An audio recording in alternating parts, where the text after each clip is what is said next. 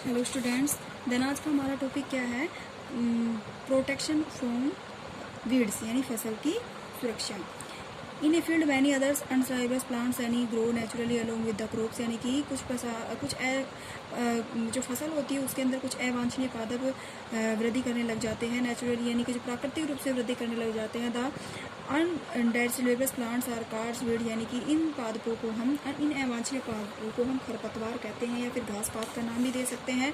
The removal of weeds is called wedding, यानी कि इन पौधों को यानी कि इस घास पात को हटाना, रिमूव करना जो है वेडिंग कहलाता है, यानी कि निराई कहलाता है। Wedding is the necessary science weeds complete with the crops plant for water nutrients space and light, यानी कि जो निराई होती है वो एक जो कृषि होती है उसके अंदर नेसेसरी यानी आवश्यक क्रिया होती है फसल के अंदर। इसके अंदर plant for water nutrition space and light, यानी कि समय समय पर पानी दिया जाता है, पोषक तत्व दिए जाते हैं और पादपों के अंदर निश्चित स्पेस रखा जाता है तथा उनको उचित प्रकाश की आवश्यकता होती है। Some weeds there force even in harvesting and may be poisonous for animals and humans beings, यानी कि जो सम वीड्स यानी कि कुछ घास पात ऐसे होते हैं जो हार्वेस्टिंग या कटाई के द्वारा भी उनको हटाया जा सकता है और जंतु और मनुष्य के द्वारा भी उनको हटाया जा सकता है। Farmers adopt many ways to remove weeds and control their growth, यानी कि फार्मर जो किसान जो होता है इन घास पात को या इन खरपतवारों को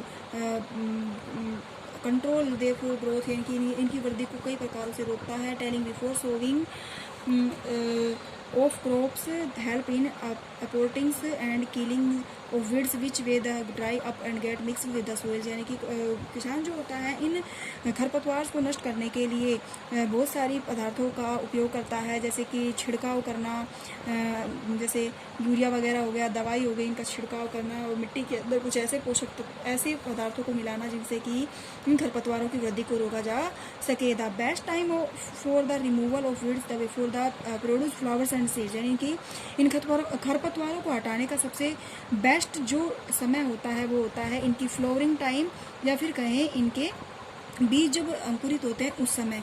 the manual removal includes physical removals of weeds by uprootings और cutting them close to the ground from time to time, यानी कि जो सबसे अच्छा तरीका होता है इन पदार्थों को हटाने का, इनको समय समय पर इनकी निराई गुड़ाई करते रहना, यानी कि समय समय पर इनको हटाते रहना ही फसल की सुरक्षा का सबसे अच्छा साधन होता है। This is done with the help of खुरपी, इसको हम खुरपी की सहायता से, देखो खुरपी एक लोहे से बनी हुई एक जो सामान्यतः सभी बच्चे जानते होंगे खुरपी, तो उससे इन खरपतवारों को हटाया जा सकता है। Seed drill is also use to uproots weeds.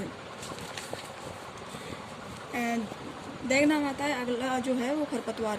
तो weeds are also control by using certain chemicals called weedicides, यानी कि खरपतवार नाशी, यानी कि कुछ ऐसे पदार्थ जिनसे खरपतवार को नष्ट किया जाता है, केमिकल्स से मिलकर बने हुए पदार्थ होते हैं, इनको हम खरपतवार नाशी कहते हैं। Like 2,4-D there are separated by in the fields to kill the weeds, यानी कि इनको सेपरेटेड इनका छिड़काव करने से, सेपरेटेड होता है छिड़काव करने से इनके जो ये जो अनावश्यक पौधे होते हैं वो नष्ट हो जाते हैं। They do not damage the crop, इससे जो फसल है वो भी डैमेज नहीं होती है।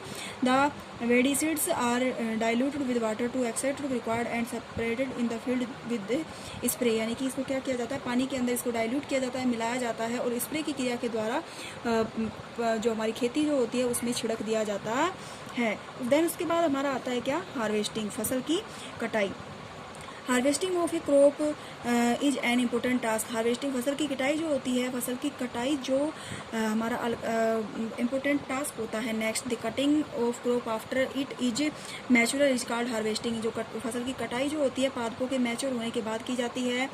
In harvesting crop are pulled out of cut close to the ground से इट यूजली टास्क 3 to 4 month for a real crops of mature, यानी कि ये जो टास्क होता है फसल को बोने के 3 से 4 महीने बाद होता है, माह बाद होता है, जबकि फसल पूरी तरीके से मैच्योर हो जाती है। Harvesting in our country is either done manually by sickles और by a machine called harvested, यानी कि हार्वेस्टिंग की क्रिया जो होती है वो बहुत सी क्रियाओं के द्वारा हमारी जो कंट्री है उसके अंदर बहुत सी क्रियाओं के द्वारा की जाती है, बाई हैंड भी की जाती है और बाई मशीन भी की जाती है। जैसे थ्रेसिंग, थ्रेसिंग होती है। थ्रेसिंग की क्रिया इसके इसे देखो जो स्किल्स है इसकी ऐसी स्ट्रक्चर होती है, इसमें हम हैंड के से करते हैं। और थ्रेसिंग जो आजकल ऐसी की मशीन चल रही है जिससे कि फसल कम समय में ही फसल को काट लिया जाता है। In the harvested crop the grain seeds need to be the separated from the chips, this process is called threshing. यानी कि फसल को जो थ्रेसिंग होती है, दाने को भूसे से अलग करने की प्रक्रिया जो होती है, दाने को भूसे से अलग करने की प्रक्रिया जो होती है उसे हम क्या कहते हैं, थ्रेसिंग कहते हैं। This process is called threshing. यानी कि फसल को काटने के बाद दानों को जो भूसे से अलग करते हैं, यानी कि भूसा जो होता है, जो जैसे तूड़ा वगैरह हो गया, ये जो होते हैं इनसे अलग करने की क्रिया क्या कहलाती है, थ्रेसिंग कहलाती है। This is carried out with the help of machines called combine which is the fact of harvest as well as thresher.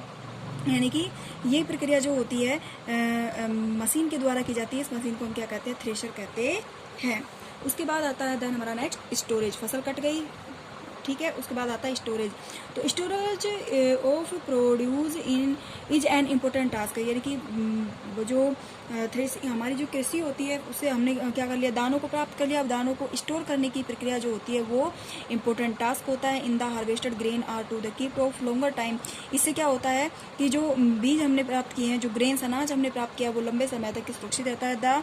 They should be safe from moisturise insect rat and micro organism. इससे हम क्या करते हैं कि moisturise से इसकी सुरक्षा करते हैं, और इंसेक्ट कीड़ों से, रेट चूहों से, माइक्रो सूक्ष्म जीवों से इनकी सुरक्षा करते हैं। हार्वेस्टेड ग्रेन्स है वो moisturiser. If freshly harvested grains are stored without drying they many get spoiled और attached by organism making them unfit for using the germinations. Hence before storing them the grains are properly dried in the sun of reduce the moisturizing of them। यानी कि हम क्या करते हैं कि जो storage की क्रिया जो हम करते हैं वो बीजों को सुखाने के बाद ही करते हैं। बीज जब अच्छी तरीके से सूख जाते हैं तो उनको स्टोर किया जाता है। अगर बीज कच्चा रह गया, फिर गीला रह गया, तो मॉइस्चराइज या उनको अंकुरित होने की प्रक्रिया जो होती है वो ज़्यादा होती है।